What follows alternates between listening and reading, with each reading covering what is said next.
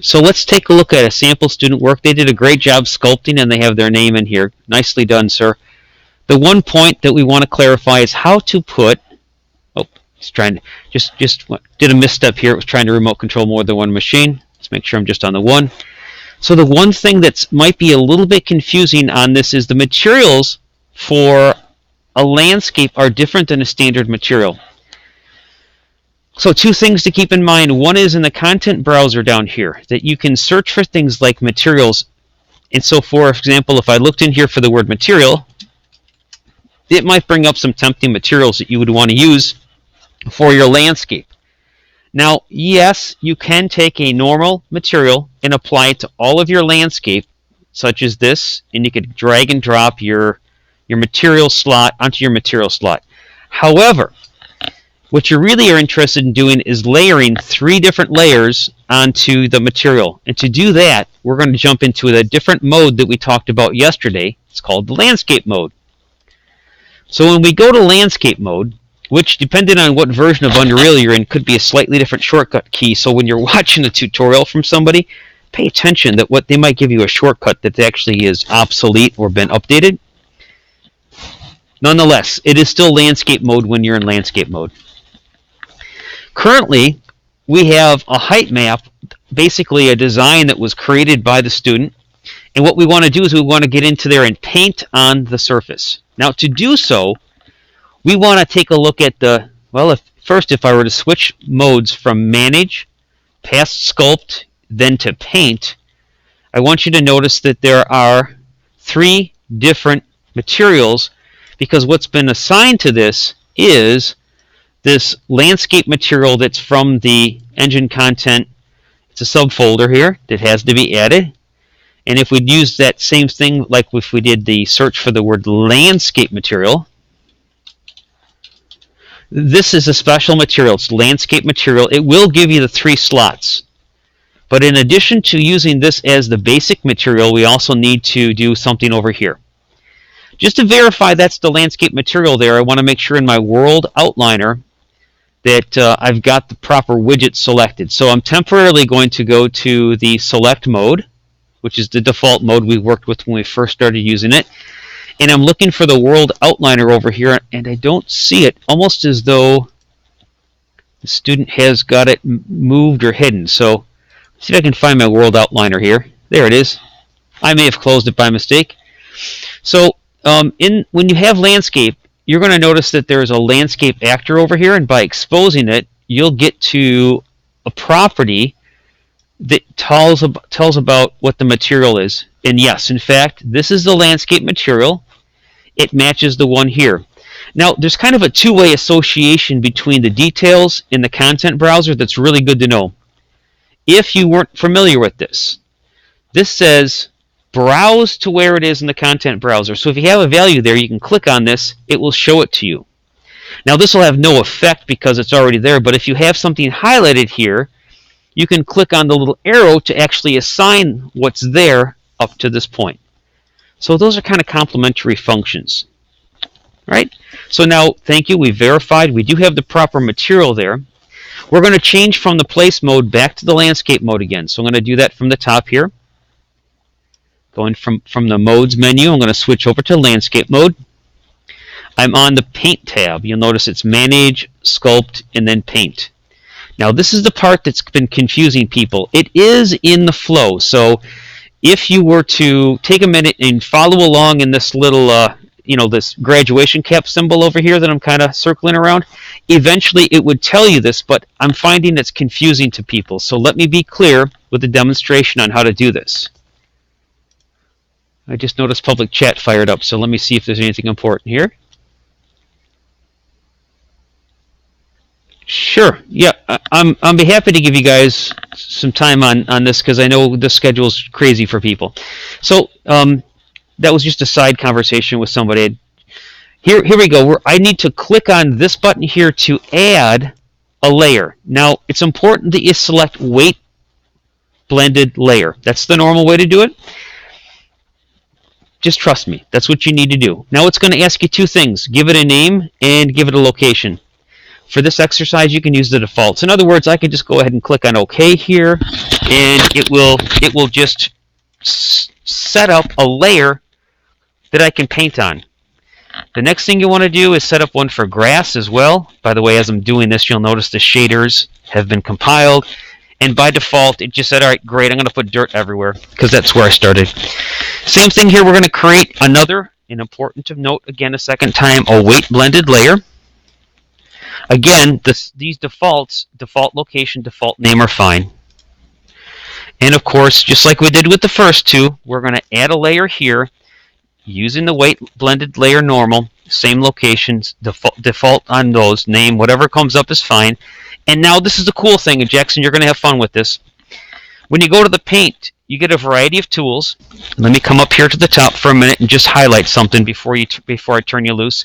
In addition to circle, there's some really cool things, including a pattern. All right, well, I'll take you off in a direction there in a minute. But before I do, with the circle set to 1,000, it's very similar to sculpting. There's the size of my brush, and if I wanted to add some green grass, first I would, where my cursor is down below. Let's see, I'll put myself next to it, just above my camera view here. If I click on grass, I can paint. It'll take a minute, but as you see that white circle kind of dancing across the uprights there, as soon as the processor catches up with me, you can see I've painted green on there.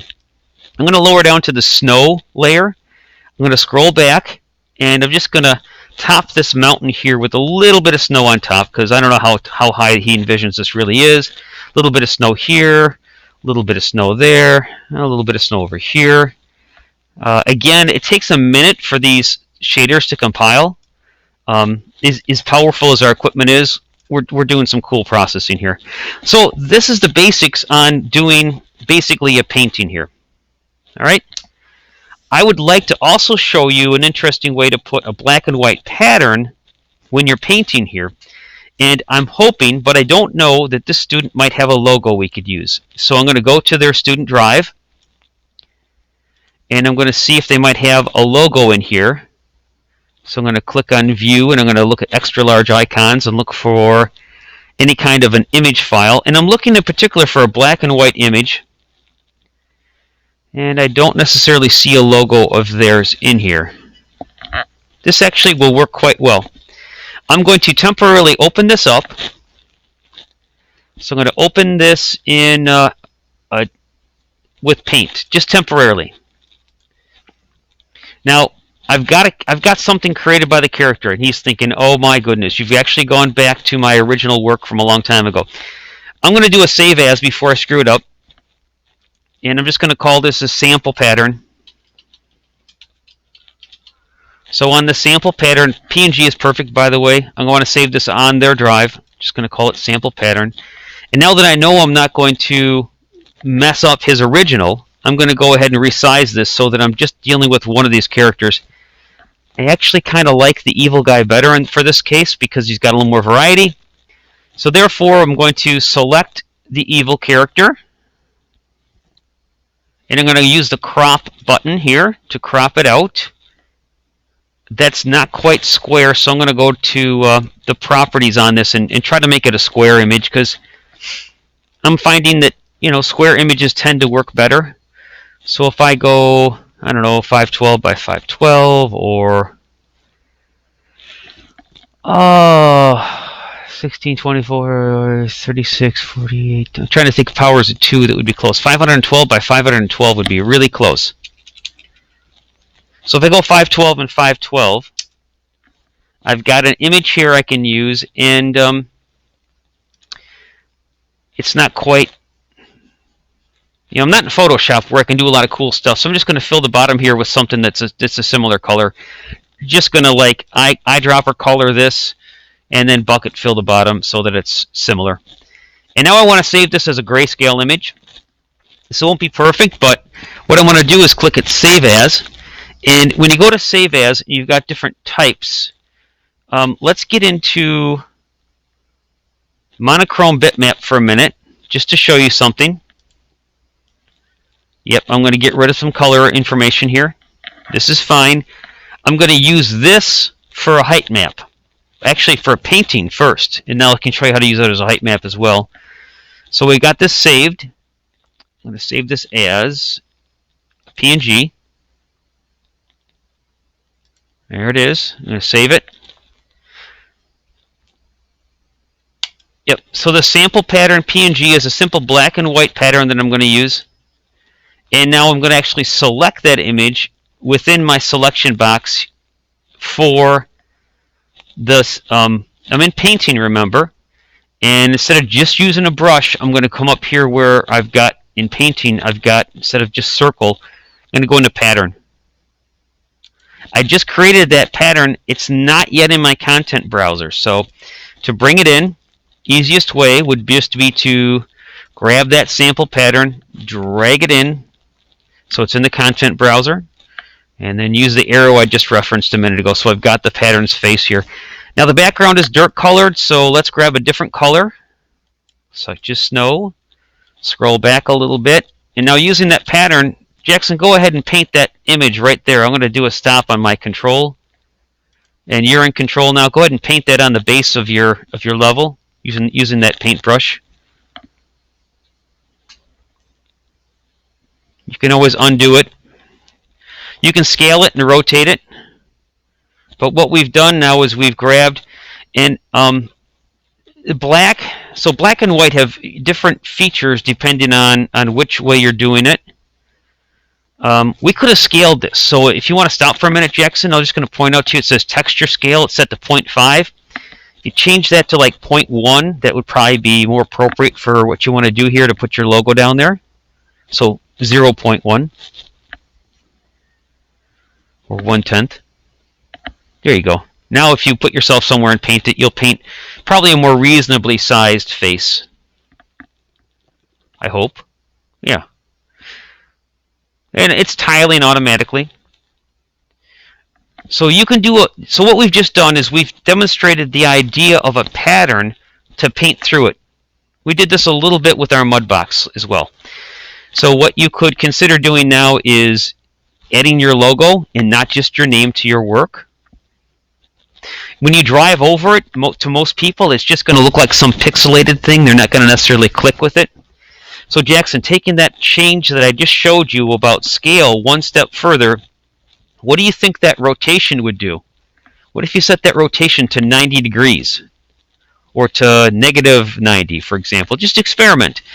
And this is the key, people, is be comfortable in just practicing and trying, and you might find you're happy with the results better. Okay? You're not going to break it. System's not going to crash. So now Jackson's able to paint with 3 different colors, which is what my goal was for yesterday. And he's also able to, because we decided to delve into it, we can also use a pattern. I was doing this a little bit yesterday with a different pattern. I see somebody else just popped in to this. All right, now today's activity is a little bit different. So Jackson, kind of set this aside for a minute. You can come back to it, all right? I'm going to show everybody what we're doing today in a little more detail. It's in the Google Classroom. So I'm going to go into another Chrome tab here and bring that up. All right. Let's take a look at today's activity. Today you're going to actually use a different type of a method to create. Now, by the way, if you weren't here yesterday or did not finish it, do that first. Here's some samples of what was done earlier today. I don't know if anyone's ever been to a place called Devil's Lake in Wisconsin, but this is basically the actual topographical data from that area. And of course, it's not really this high where it would be snow-capped, and technically there should be water because this is the same waterway that goes to the Wisconsin Dells. But it's an application of the process of grabbing real-world data and building your own terrain with it. So Chris got that done in first session. I know he's sometimes in third session, so it's kind of fun to show his work off so you see what he did. Oswin in second session did this one. I don't know what part of the world he used, but he's got his initials in there. So there's a variety of these that were done earlier today. Yeah, Jacob Bode's got his initials in there. The level of detail that we're getting in these things is based on a real-world image. And once again, Vincent gave me a video, which I appreciate. You guys can appreciate as well. I don't think you can hear the racing engine he's got, so I can add engine noises if you want. I'm just going to mention a couple things. The dark line he just went over. And the dark lines that you see in many of the samples that are turned in indicate that the lighting has not yet been built. This is also mirrored, or, kind of like another way to tell is in the upper left-hand corner, there's a message that says lighting needs to be rebuilt. So that like grid pattern will go away when you build your lighting. So if you don't like it, just build your lighting. It's kind of stuff that you might not pick up on first time you watch the video. That's why practice is good, and that's why questions are good. Here's Luis. Luis probably should have changed the scale on his Z a little bit, just so that looked a little better, but he's got a definite path that you can drive in. That's awesome. Okay.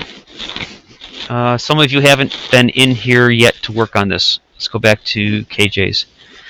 So this is Kenny Johnson's. Kenny took another part of the world and used this process to grab the actual mountains and then added just the 3 layers of plain paint, basically. Green for the valleys, dark for like above the tree line, and then snow caps where they are. Added his initials in here. It's an outstanding example of the application of the process right there.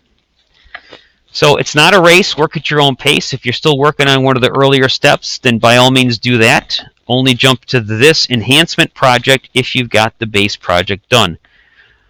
We are doing more with landscaping tomorrow. Jackson, I just looked up at your screen. It looks a little bit like the inside of someone's mouth, the way I've got those mountaintops there. You need like a giant tongue in the middle there, and you got a mouth. All right. It's funny because when I look up, I can actually see student computers. You guys can't necessarily see them unless I bring them on screen, but you see that looks like teeth almost? It's funny. Okay. Let's see how many people are logged in and how many are in the conference. We've got 8 people on the line with me, and that should mean I should have 8 people in the conference. That also means that 8 people should be asking questions like, hey, Mr. Judge, I came in late. I didn't see what you did with Jackson. Can you help me do that with mine? That's fine. Please ask and I'll help. If you don't ask, I don't know to help. All right? If you have questions, ask. Use Google Classroom for your guide. There's videos out there. 2 more tips, and I put these right into the Google activity, is on the instructions here. I've added links to 2 very good videos from Alex again. He just released these back in March, and he's got a whole series on it. But I definitely think if you're not following me, check these out. I actually think if you're one of those people who does better at reading, and there are those people out there, this is a great example for reading because he's got enough text here with the links to the videos that I'm showing. And we can show you, for example, how this height map works. This curve, this red line, indicates, let's say, the side profile of a hill. Black, think about that being low, dark. The sun doesn't get there because it's so deep. And then you got the high points, like especially in water, there's more light where the water's up near the surface, right? So a height map texture might be something like that. To our eye, we're just looking straight down on something, and within the 3D game engine, it actually gets interpreted like that. This is not difficult as long as you follow the process. And so you can either use the linked example here I'm showing you. By the way, each of these is another point for you to understand. And so there's not a lot of extra stuff in here. For example, I know I've talked about powers of 2 a lot.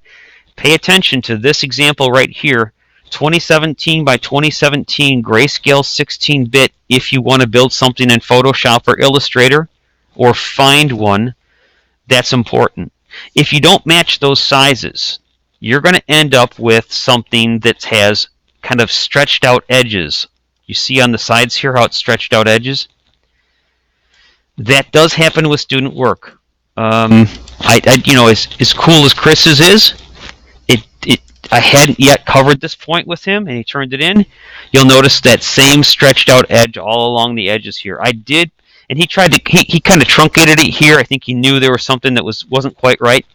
I know what that is because of that explanation that's right here. It's not a big deal if you make that mistake. The fix is actually included right in here. And it gets in. So this is a great example where you can look at a printed version, or you could use the videos, or you can use both. Now, you don't have to try to figure out how do I get real world data, because I've got a couple of things here in the assignment that will help you with that. There was a discussion, and I think you should take a look at discussion first just to kind of see where we're going with this. This is about 5 years ago. People started playing around with this, and they figured out you could take the data, basically very similar to what's in Google Earth, take that black and white data and actually generate your terrain from that. So if you were going to, for example, do a Unreal Engine 4 version of a commercial where you were going to superimpose the Jeep was in a particular setting, you could grab the actual data and then carefully intermix this through digital media to come up with a hybrid scene. So the bottom line on this, they're talking about some shortcomings and some actual examples from different parts of the globe, is they're pointing you to use this site that I've also got linked here. It's called Terrain Party. And so this is basically the world, and if we move our little box there over to a certain area and we zoom in, we can get to the point that we actually can look at the terrain from a particular area. Now, I have noted in my comments that we are flatlanders. We do not have anything very interesting as far as geometry here. But if I were to look at the geometry, and by the way, your scaling here, it could be up to 60 kilometers, as I understand it. So if I kind of put Tech Campus in the middle there, I don't quite get out to Grant or up to Zion Benton, but I get a fair number of our school areas, and I could actually download the data from this. If you want an idea what it's going to look like, if you look at the topographical imagery from the U.S. Geological Survey or the shaded relief map, you might see a little more detail. So the USGS doesn't show much variability. We're very flat. This is about the deepest spot in Lake County, and if I switch this back to OpenStreetMap, it's right around here. Whatever that is probably the deepest point in Lake County. I don't even know what it is. It's not Gray's Lake. The lake itself is over here somewhere. Oh, up here. I don't even know what that is. There's some low point over here. So I would not try to do my hometown, but if you knew, for example, by the way, I've got Makajuan Scout Reservation already collected, but if you wanted to go out to Philmont or somewhere in the Rockies, maybe you've been to a ski place in Denver, I think you'd find much more interesting terrain if you got up in the Rockies here. Grand Tetons, or even there's all kinds of cool stuff that you could go for here. See, north of Denver, there's a wilderness area.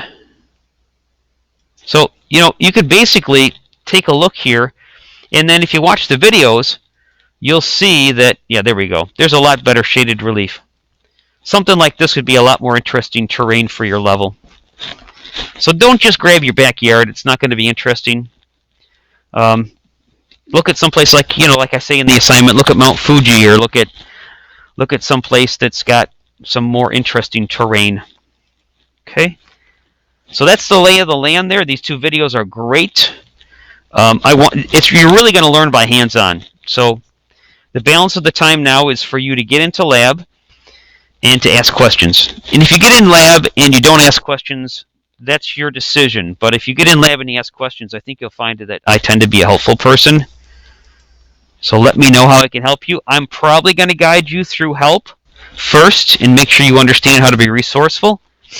And if you come across something that I don't know how to do, I'll be honest and I'll tell you I don't know, because that happens sometimes. But I'm not going to just dump you. I'm gonna work with you on it. All right.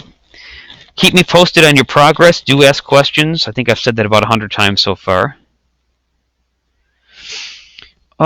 You should do it. I just see a question here. If you did not start with a, it doesn't have to have a racetrack, but I want it to be an advanced vehicle type. Let me take a look at the student's computer. I don't need to record this, but this is good supplemental information. So I'm going to switch over to take a look at this student's computer. And this is not needed for today's activity. You can walk around on it, but so let me ask, Mr. Palmer, do you want me to show you how to add a vehicle in your game?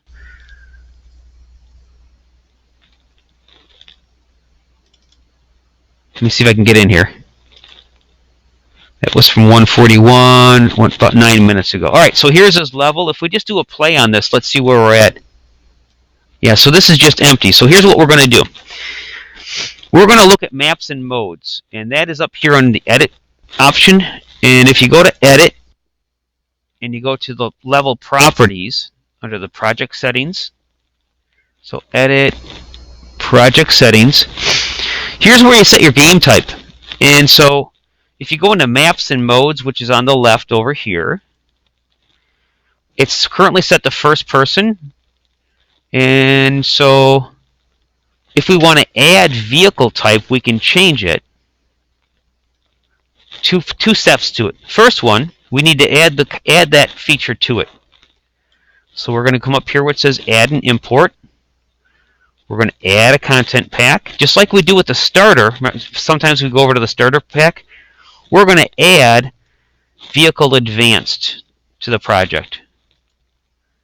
And what that's going to do is it's going to let this project then have a vehicle advanced type. So once that's in there, we can close out of here. It doesn't look like your terrain's got anything going on with it right now. So let's just start a new level here. We're going to go to edit. Okay. And I don't think that the article necessarily is doing this. I just think it's really fun if you're going, and so this is your choice, but I think it's fun to be able to drive around your terrain. I mean, sometimes I mute the speakers and I just make the car noises, you know? I just go,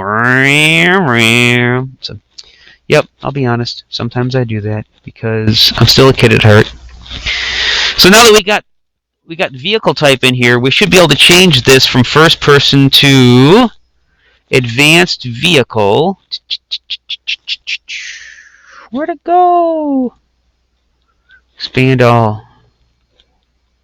It's making a liar out of me. Yes, it is. It's making a liar out of me. All right, we're going to reopen the project because just like when you add the content browser, sometimes you just got to reopen your project. Bruh. All right, land, vehicle. Land? Okay, so just open the project. It's cool. That's fine. You can save them. So you'll notice I didn't say close the project and reopen it because I'm lazy. And I just say open it because it'll automatically close it and then reopen it. And you can decide whether, yep, go ahead and restore it. It's fine. Restore selected. That's fine. If it's got a problem with it, then we can say skip. Starter content maps. Autosave. Everything's on the H drive. Huh. We'll skip that for now. We'll make sure we can actually do this. Game mode. Maybe there's a problem changing the game mode. If there is, minimal. Yeah, we're not seeing advanced vehicle type here. If you're okay with it, we're just going to start a new project. I don't think you had a lot of work there. Game. Next. Advanced vehicle. Next. With starter content, cool. On the H drive.